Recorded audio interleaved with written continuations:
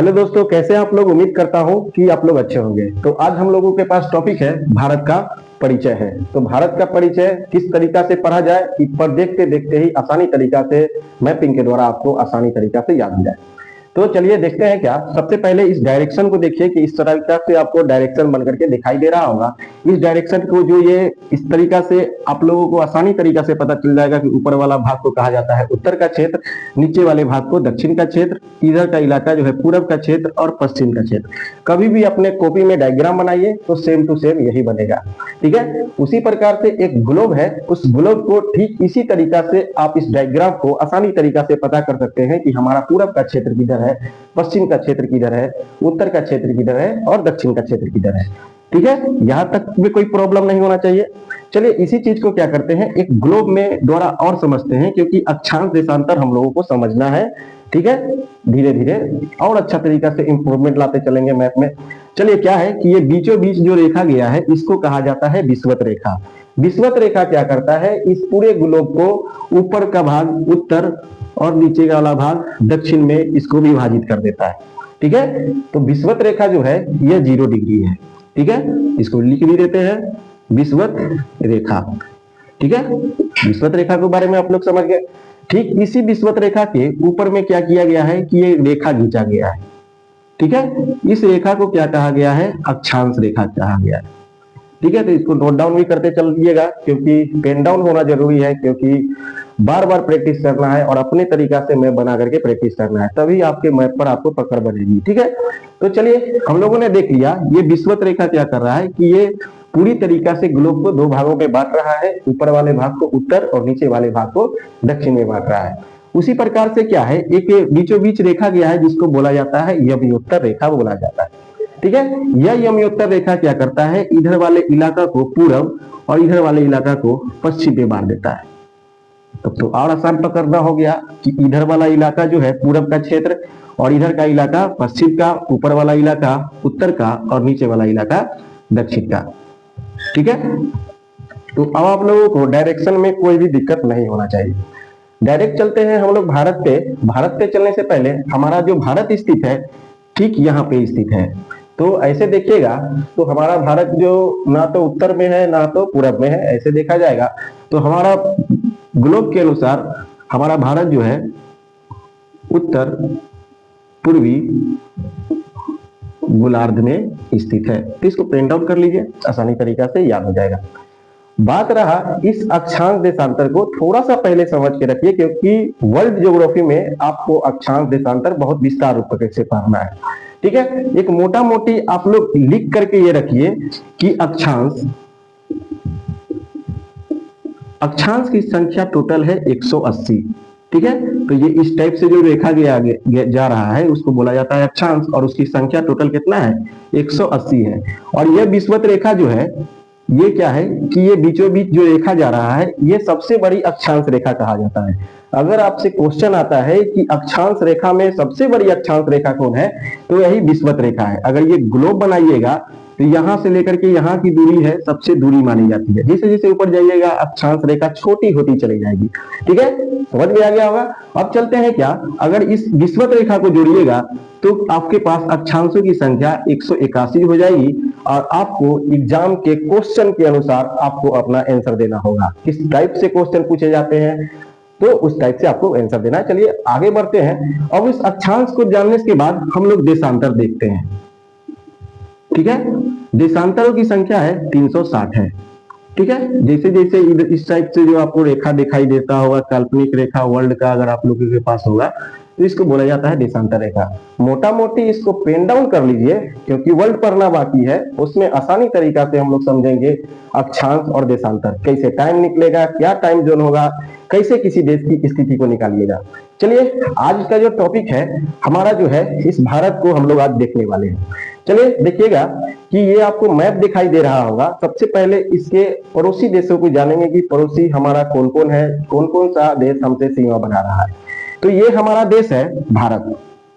तो भारतीय संविधान में हमारे देश को भारत या इंडिया का करके संबोधित किया गया है, और यह हमारा भारत लगभग दिखाई दे रहा होगा कि इसके कुछ पड़ोसी देश में भी है जो इससे सीमा बना रहे हैं।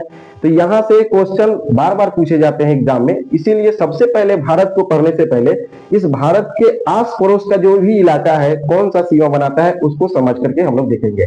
तो सबसे पहले ये है हमारा भारत, और भारत का जो कुछ नक्शा दिखाई दे रहा होगा आप लोग भी अपने पेन से ही बनाइएगा, क्योंकि जैसे जैसे डायग्राम बनाइएगा वैसे समझ पाना बहुत आसान होगा।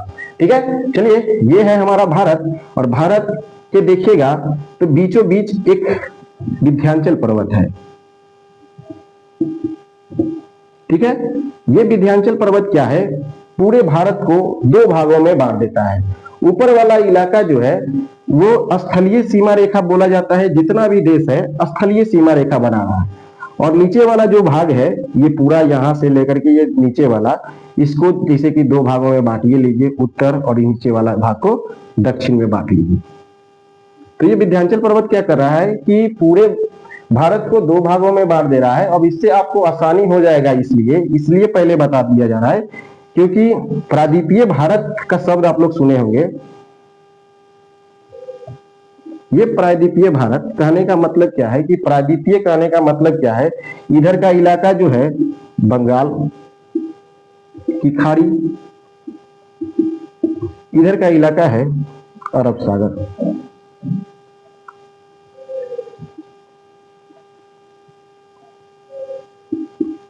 अरब सागर, नीचे वाला इलाका है हिंद महासागर। तो सबसे पहले समझना है कि प्रायद्वीपीय कहा किसको जाए। प्रायद्वीपीय कहने का मतलब होता है जिसके तीनों तरफ से क्या है कि जलीय सीमा, यानी कि इधर देखिएगा तो बंगाल की खाड़ी दिखाई दे रहा है, नीचे से देखिएगा तो हिंद महासागर और ये अरब सागर, तीनों तरफ से जलीय सीमा रेखा बनाने वाला, जिस भी तटीय सीमा से अगर तीन तरफ से अगर जलीय सीमा बनाएगा उसे क्या कहा जाएगा, प्रायद्वीपीय कहा जाएगा। चलिए इसको और आगे आएगा जैसे जैसे समझते चलेंगे। सबसे पहले समझते हैं क्या इस एरिया को कैसे समझा जाए। सबसे पहले आपको ये बताया गया था किस इलाका को पूरब, किस इलाका को पश्चिम, किस इलाका को उत्तर, किस इलाका को दक्षिण कहा जाए। तो सेम टू सेम भारत का जो ये नक्शा दिखाई दे रहा है, सेम वही डायरेक्शन आपको काम दिखाई देगा। इधर वाला इलाका आपको क्या कहलाएगा, पश्चिम का क्षेत्र, इधर का इलाका क्या कहलाएगा, पूरब का क्षेत्र, और ऊपर वाला इलाका क्या कहलाएगा, उत्तर का क्षेत्र, और नीचे वाला इलाका दक्षिण, जो आप लोगों को पहले से ही पता है। इतना बेसिक सबको पहले से पता होता है, नहीं भी पता है तो इसको देख करके आसानी से आप लोग समझ सकते हैं। ठीक है, तो ये हमारा दिखाई दे रहा है, ये हमारा क्या है, भारत है। भारत के ठीक इधर साइड में आपको दिखाई दे रहा होगा एक देश जिसका नाम है पाकिस्तान। ठीक है, पाकिस्तान हमारा किधर स्थित है, उत्तर पश्चिम क्षेत्र में हमारा पाकिस्तान स्थित है। इसलिए पहले डायरेक्शन बता दिए क्योंकि अब मैप समझना आसान हो जाएगा। 2 क्लास मेहनत करना है, ज्योग्राफी पढ़ना बहुत आसान हो जाएगा। मैप से ही पूरी तरीका से कॉन्सेप्ट से पढ़ेंगे और पढ़ते पढ़ते सबको याद भी कर लेंगे। चलिए पाकिस्तान को देख लिए, हमारा पड़ोसी देश है। ऊपर में जो इलाका दिखाई दे रहा है ये है कौन, अफगानिस्तान। ठीक है, पाकिस्तान देख लिए, अफगानिस्तान देख लिए, डायरेक्शन देख लिए कैसे स्थित है। ठीक है, अब चलते हैं इधर का इलाका क्या है, चीन का इलाका है। और थोड़ा नीचे आइएगा तो आपको तिब्बत का इलाका दिखाई दे रहा होगा, जो चाइना उस पर क्या की हुई है, उस पर पकड़ बनाई हुई है। ठीक है, तो ये चाइना के ठीक आपको नीचे में दिखाई दे रहा होगा नेपाल। ठीक है, तो नेपाल भी दिखाई दे दिया आपको। इधर इलाका में देखिएगा तो आपको दे रहा है भूटान। ठीक है, उसके बाद ठीक इधर देखिएगा तो आपको दिखाई देगा म्यांमार। ठीक है, यहां दिखाई देगा तो क्या दिखाई दे रहा है, बांग्लादेश। इधर वाला इलाका देखिएगा तो आपको दिखाई देगा श्रीलंका। ठीक है, यहां दिखाई दे रहा है मालदीव। ठीक है ना, तो ये हमारा टोटल पड़ोसी देश है। तो इस पड़ोसी देशों में कैसे क्वेश्चन पूछेंगे, सबसे ज्यादा इंपॉर्टेंस वहां पर ये है। सबसे पहले तो आपको ये पूछेगा कि पड़ोसी देश, तो भारत का जो पड़ोसी देश है, पड़ोसी देश की संख्या जो है 9 है। तो सबसे पहला ही क्वेश्चन ये बनता है कि भारत का टोटल पड़ोसी देशों की संख्या कितना है? 9 पड़ोसी देश है। तो इसमें काउंट भी करिएगा। Pakistan 1 number, 2 number Afghanistan, 3 number China, 4 number Nepal, 5 number Bhutan, 6 number Myanmar, 7 number Bangladesh, 8 number Sri Lanka, 9 number Maldives. तो टोटल हमारे पास जो पड़ोसी देशों की संख्या है 9 है। ठीक है, समझ जाइएगा। उसके बाद अब किस टाइप से क्वेश्चन पूछेगा, जैसे कि ऊपर वाला जितना भी भाग है ये स्थलीय भाग है और नीचे वाला भाग जो है जो पूरे तरीका से समुद्र से भी सटा हुआ है। तो क्वेश्चन पूछेगा वैसे देश का नाम बताइए जो सिर्फ स्थलीय देश से सीमा बनाता होगा। तो टोटल जो स्थलीय देशों की संख्या है, स्थलीय देशों की जो संख्या है वो कितना है? 7 है। तो ठीक है, आसानी से याद रख लीजिएगा कि भारत के जो पड़ोसी देशों की संख्या है 9 है, स्थलीय देशों की संख्या कितना है? 7 है। ठीक है, अब किस टाइप से दूसरा क्वेश्चन आएगा कि अगर आपके पास ये पाकिस्तान दिखाई दे रहा होगा, ये पाकिस्तान भी क्या करता है? समुद्र से सीमा बना लेता है। यहाँ बांग्लादेश है, वो भी क्या करता है कि समुद्र से सीमा बना लेता है और म्यांमार भी बना लेता है। यानी कि कहने का मतलब स्थल एवं जल से सीमा बनाने वाला जो टोटल देशों की संख्या जो भारत का पड़ोसी है वो कितना है? 3 है। चलिए अब देखते हैं कि आपको ये दिखाई दे रहा होगा कि ये बंगाल की खाड़ी, अरब सागर और नीचे हिंद महासागर। 2 देश भारत के जो पड़ोसी देश ऐसे हैं जो सिर्फ जलीय देश है, जिसके पास स्थलीय सीमा रेखा नहीं बनाती है। तो सबसे पहला जो देश है जलीय देश, जलीय देश जो पड़ोसी है वो कौन है? तो हमारे पास श्रीलंका और दूसरा हमारा मालदीव। ठीक है, तो ये दोनों याद रखिएगा, इसको पेन डाउन कर लीजिएगा कि भारत का कुल पड़ोसी देशों की संख्या कितना है? 9 है। चलिए, और स्थलीय देशों की संख्या कितना है? 7 है। और उसके बाद स्थलीय एवं जलीय देशों की संख्या 3 है, जलीय देशों की संख्या 2 है, श्रीलंका और मालदीव। ये तरीका से आपको डायरेक्शन में बहुत आसान हो जाएगा। अगर आप मैप को देख करके पढ़ते हैं धीरे धीरे सब याद हो जाएगा। चलिए ठीक है, इस चीज को पेन डाउन कर लीजिए, आसान होगा। और यहाँ पे हम लोग क्या करेंगे, इसको अब मिटाने का भी कोशिश करेंगे। चलिए, क्योंकि हमको लिखवाना भी है तो देखते देखते आप लोग पेन डाउन भी कर सकते हैं। चलिए आगे देखते हैं। आपको दिखाई दे रहा होगा साफ साफ अब मैप में किस तरीका से हमारा डायरेक्शन है। चलिए, क्या हुआ कि आपको जब भारत 1896 में क्या हुआ था कि इसमें बीच में एक रेखा का निर्धारण किया गया था जिसका नाम है डुरंड रेखा। ठीक है, ये डुरंड रेखा 1896 में भारत और पाकिस्तान के बीच में स्थित था। अगर वर्तमान स्थिति देखिएगा तो ये अफगानिस्तान और पाकिस्तान के बीच में स्थित है।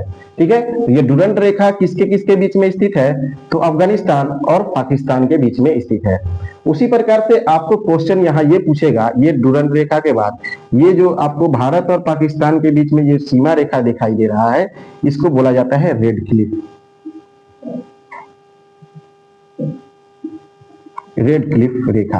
इस रेड क्लिफ रेखा का निर्धारण 1947 में यानी कि 1947 में किया गया था। ठीक है, तो जब भारत और पाकिस्तान दोनों विभाजित हुआ था तो 1947 में सर सिरिल रेड क्लिफ के द्वारा भारत और पाकिस्तान का विभाजन कर दिया गया और इसमें एक रेखा का निर्धारण किया गया जिसका नाम है रेड क्लिफ रेखा है। ठीक है, उसके बाद चलते हैं इस चाइना में। और ये चाइना में यहाँ 1914 में, याद रखना है कि 1914 में यहाँ एक सीमा रेखा का निर्धारण भारत और चाइना के बीच में किया गया था जिसका नाम है मैकमोहन। जो मैकमोहन रेखा है वो किसके किसके बीच में है? तो ये इधर भारत और चाइना के बीच में स्थित है। और कहां पर स्थित है?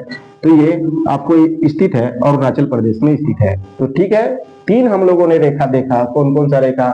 एक डुरंड रेखा देखा, 1896 में निर्धारण किया गया था, अफगानिस्तान पाकिस्तान के बीच में स्थित है। तो हो क्या रहा है कि इसके बीच में एक और रेखा जो रेड क्लिफ रेखा है, तो क्या है कि पाकिस्तान और भारत के बीच में स्थित है। चलिए, मैकमोहन रेखा दिखाई दे रहा है कि किसके किसके बीच में है, वो भी आपको क्लियर हो चुका है। तो आप लोगों को मैकमोहन रेखा दिखाई दे दिया होगा आसानी तरीका से, इधर आपको दिखाई दे दिया होगा डुरंड रेखा और यह रेड क्लिफ रेखा। एक और रेखा के बारे में देखिए, ये त्रिपुरा का साइड आपको दिखाई दे रहा है। त्रिपुरा और बांग्लादेश के बीच में एक रेखा है जिसको बोला जाता है शून्य रेखा बोला जाता है। ठीक है, तो आप लोगों को रेखा से अब क्वेश्चन छूटने नहीं चाहिए, क्योंकि कौन कौन सा रेखा सबसे ज्यादा याद रखना है, ये रेड क्लिफ रेखा, ये डुरंड रेखा और ये मैकमोहन रेखा। एग्जाम के पॉइंट ऑफ व्यू से ये तीनों का तीनों रेखा बार बार प्रश्न रिपीटेड क्वेश्चन होते हैं एग्जाम में। चलिए, अब यहाँ दिखाई दे रहा होगा एक जलीय सीमा रेखा बनाता है यहाँ पर, तो भारत और श्रीलंका के मध्य में एक सीमा रेखा का नाम है पाक जल संधि, जिसको पाक रेखा भी आप लोग याद रख सकते हैं। पाक जल संधि ये याद रखिए, ठीक है ना, और अच्छा होगा। तो पाक जल संधि किसके किसके बीच में है, भारत और श्रीलंका के बीच में स्थित है। ठीक है ना, भारत और श्रीलंका के बीच में कौन स्थित है, तो पाक जल संधि। अगर मैप में अब थोड़ा सा दिशा अगर आपको समझ में आ गया होगा तो आसानी तरीका से आप देखते होंगे कि पूरब का क्षेत्र किधर है, पश्चिम का क्षेत्र किधर है। ठीक है ना, अब यहाँ पर आपको दिखाई दे रहे हैं क्या, ये अंडमान निकोबार का क्षेत्र दिखाई दे रहा है। ठीक है, तो ये बंगाल की खाड़ी में स्थित है। अगर इधर देखिएगा तो अरब सागर स्थित है। तो कंफ्यूजन थोड़ा सा भी नहीं होना चाहिए कि ये अंडमान निकोबार है, कहाँ स्थित है, तो बंगाल की खाड़ी में स्थित है। तो ये बंगाल की खाड़ी में ये अंडमान निकोबार जो है द्वीप है। तो ठीक है, तो सबसे पहले ये समझना है कि प्रायद्वीप और द्वीप किसको कहा जाए। तो प्रायद्वीप में आपको हम बताए थे कि तीन तरफ से क्या था, तीन तरफ से जलीय सीमा था। तो तीन तरफ से जो जलीय सीमा था और एक तरफ से भूमि वाला क्षेत्र प्रायद्वीप कहलाता था। उसी प्रकार से जो हमको द्वीप कहलाएगा, जिसके चारों तरफ से क्या होना चाहिए, जलीय सीमा होना चाहिए, वो द्वीप कहलाएगा। तो हमारा अंडमान निकोबार है एक द्वीप समूह है, ऐसे याद रखिएगा।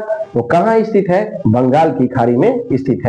इसमें अगर द्वीपों की संख्या देखा जाए तो द्वीपों की संख्या 204 है। ये भी याद रखना है कि अंडमान निकोबार में द्वीपों की संख्या कितना है, 204 है। उसी प्रकार से बंगाल की खाड़ी के बाद ये अरब सागर के इलाका में भी द्वीपों की संख्या देखा जाता है तो 43 है। तो ऐसे भी याद रख सकते हैं, क्वेश्चन आएगा कि बंगाल की खाड़ी में द्वीपों की संख्या 204 है, अरब सागर में द्वीपों की संख्या कितना है, 43 है। बार बार क्वेश्चन पूछे जाते हैं लक्षद्वीप को लेकर के कि लक्षद्वीप में द्वीपों की संख्या कितना है, 36 है। तो आपको मोटा मोटी आपको लक्षद्वीप का जरूर याद रखना चाहिए, क्योंकि एग्जाम के पॉइंट ऑफ व्यू से लक्षद्वीप इंपॉर्टेंट क्वेश्चन है। ठीक है, अगर द्वीपों की संख्या अगर टोटल पूछा जाए तो 247, क्वेश्चन आए या ना आए उसको देखना है, क्योंकि ये सब चीज बेसिक का चीज है, बेसिक का चीज पता होना चाहिए।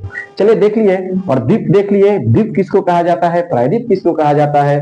अरब सागर में द्वीपों की संख्या 43 है, बंगाल की खाड़ी में द्वीपों की संख्या कितना है, 204 है। अब आप लोगों को पूरी तरीका से अब ये पता चल गया होगा कि हमारे पास अब पड़ोसी देश है, कौन सा पड़ोसी देश जलीय सीमा बनाता है, कौन सा पड़ोसी देश स्थलीय सीमा बनाता है। ठीक है, नेक्स्ट वीडियो में अब आप लोगों के पास एक ऐसा वीडियो लाया जाएगा जो इसको थोड़ा सा आगे बढ़ाया जाएगा। ये भाग एक वीडियो रहा और दूसरा वीडियो आपको आएगा, ये भारत के परिचय से ही रहेगा। ठीक है, तो नेक्स्ट वीडियो में मिलते हैं, तब तक के लिए धन्यवाद।